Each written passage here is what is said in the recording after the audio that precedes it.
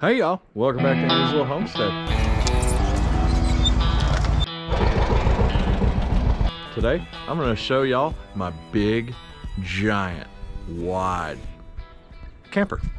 This is a 38-foot park model and we picked it up for $4,000. I mean, I'm a pretty big guy, but this thing is absolutely massive. Now, I'm told that length isn't everything, girth is important too. And because of that, it's got 2 slide outs. We actually bought this thing like 2 years ago, but then some friends of ours kind of landed in a bad spot and needed a place to stay, so we got them set up with it. They're in a nice home now, so today we're gonna set it up for us. Only problem is the trail we gotta get it down is pretty dang narrow. It's gonna be like sending the Titanic up the Manistee River. We got some tight spots in the trail that I'm not 100% sure it's gonna get through. So we're gonna start the day in my favorite way possible, by knocking trees over. So let's get it started then. Gotta give it a little can glow plug.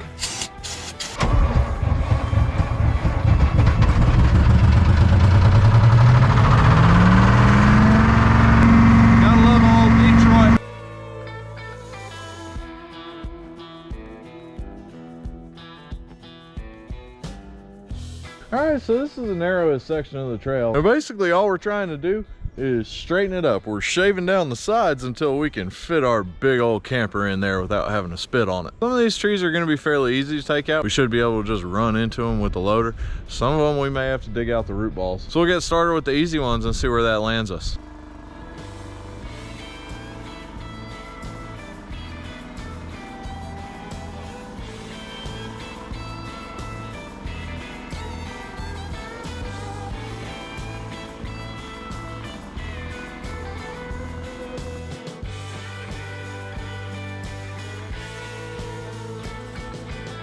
All right, so we got that first section done. It was relatively easy. Now, I'm not a heavy equipment operator in like a professional sense. I just do it as much as I need to do it. But one of the biggest things that I found while I'm running the loader, more than anything, I'm watching this little indicator rod on this one piston. Looking out in front of me here, I can't tell what angle that loader is at. So that little indicator tells me when that rod is right at the end of the hole, that means that blade is dead flat. I don't want to start digging in real deep because then I'm just going to have to fill it back in or back drag it. Ideally, I'd like to just skim it off nice and flat. But that one was fairly simple and we've got a lot more space opened up on that curve. We're going full Duke boys today, you know, straightening the curves and flattening the hills. So this is the next curve that we got to straighten. And both of these 2 sets of trees are basswoods. Basswood's got a real fibrous root system that goes down and sprawls out. It's actually quite difficult to get rid of. But ultimately, I believe if we take out that tree, it's going to straighten the rest of this enough to get the big old camper down. I could be wrong. I've been wrong before. We're going to go ahead and attack that one with the bucket.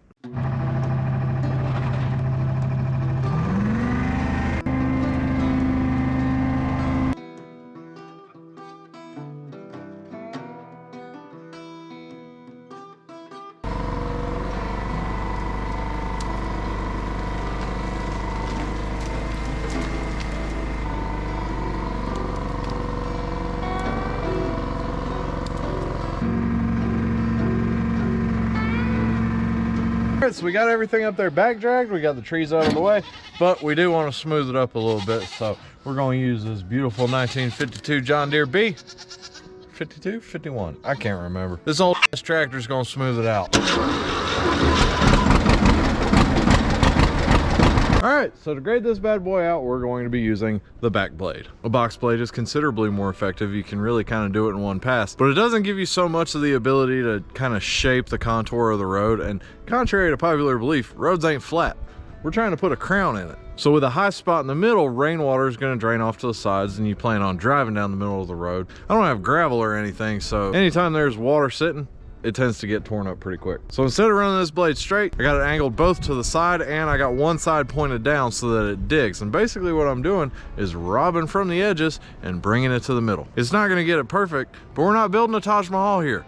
We're cutting a trail through the woods. So let's get it done.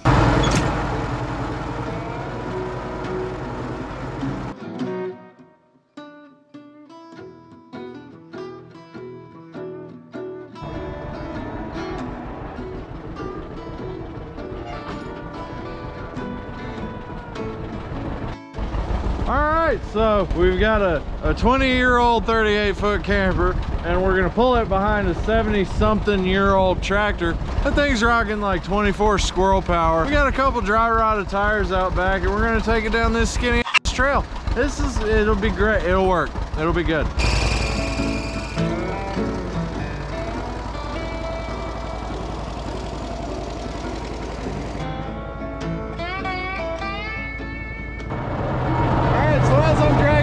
There's a few things that I need to worry about. One is obviously the length, and that really is only a problem when I make turns.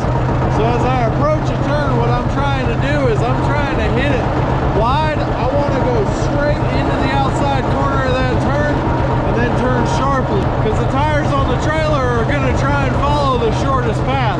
They're going to cut the corner off. I need to make sure that it doesn't.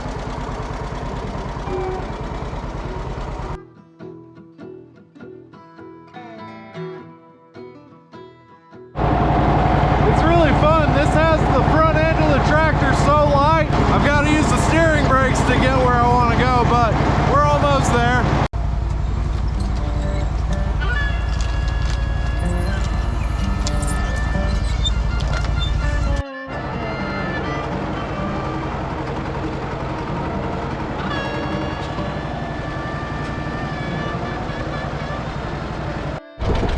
All right, well, it took some pretty serious tractoring to get us into place, but we got it.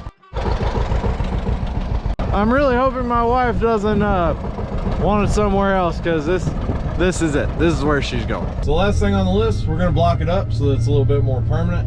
I don't really trust the jacks on the bottom of pretty much all campers.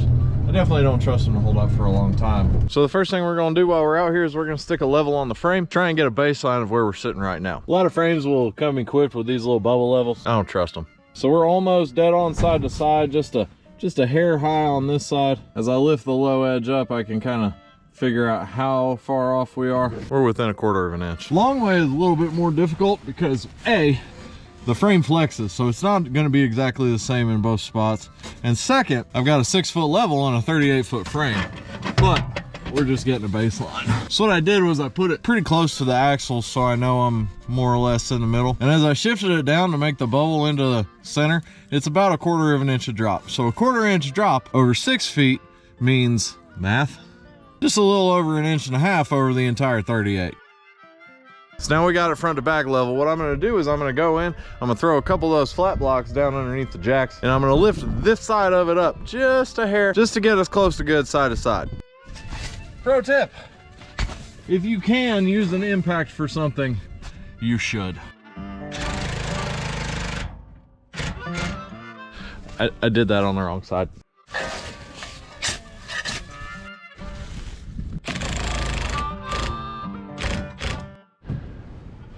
Perfect. All right, so now that we got it level, all we're gonna do is we're gonna set up all of our footing pads. That's just the bottom piece that goes on the ground along the frame where they need to go.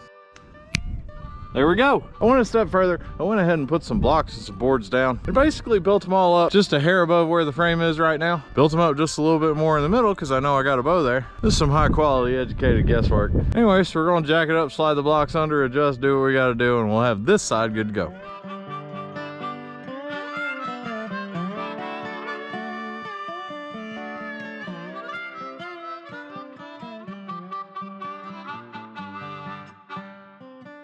All right, I would rate that as a solid, pretty close. Now we did raise this side up a little bit. We're gonna level it side to side on the other end. We're gonna do the exact same thing and she'll be good to go.